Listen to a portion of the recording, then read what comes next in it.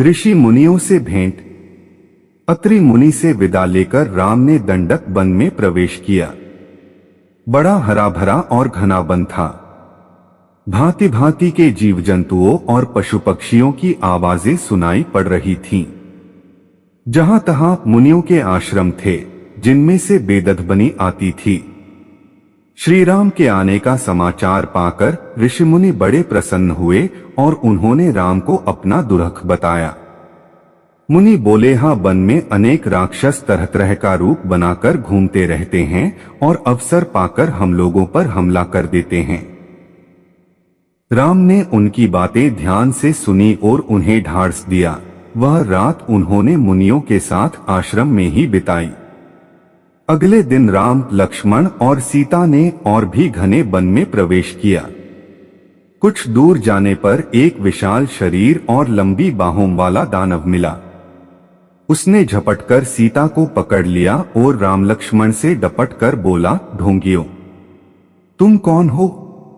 मुनि का भेष बना लिया है और ऐसी सुंदर स्त्री लिए घूम रहे हो।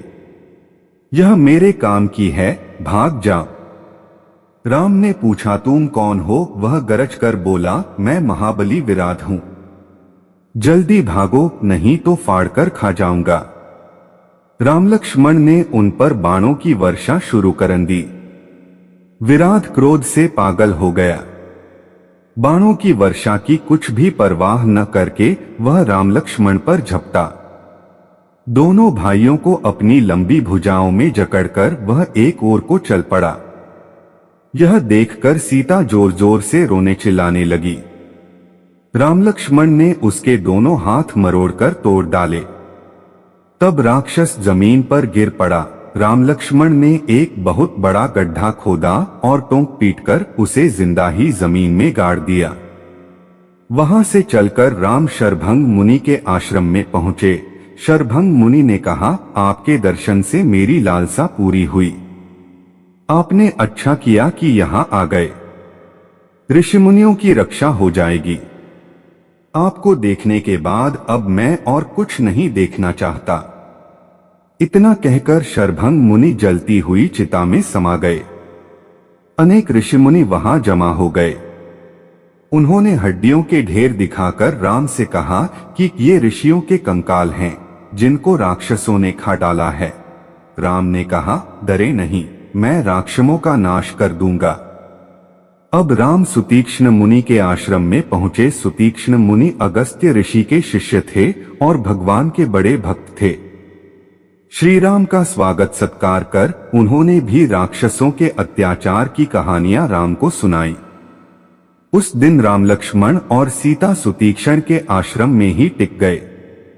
अगले दिन वे फिर चल पड़े और दंडक वन के विभिन्न स्थानों में रहे। सीता जी कहती, आर्यपुत्र, वन में रहकर राक्षसों से बैर मोल लेना मुझे ठीक नहीं जान पड़ता। राम ने उत्तर दिया, भद्रे, हम लोग क्षत्रिय हैं।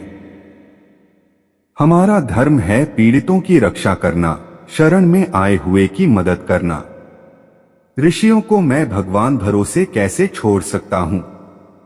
इस प्रकार दंडक वन में घूमते घूमते 10 वर्ष बीत गए। लौटकर वे फिर सुतीक्ष्ण मुनि के आश्रम में आ गए।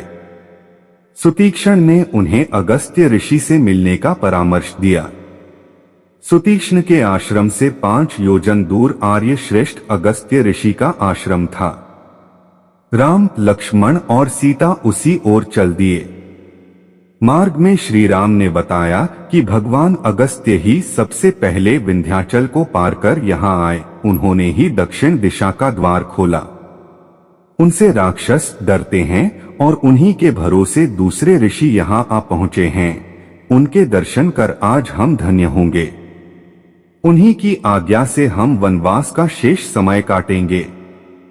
श्री राम के आने का समाचार पाकर अगस्त्य ऋषि बाहर आए। राम, लक्ष्मण और सीता ने उनके चरणों में प्रणाम किया।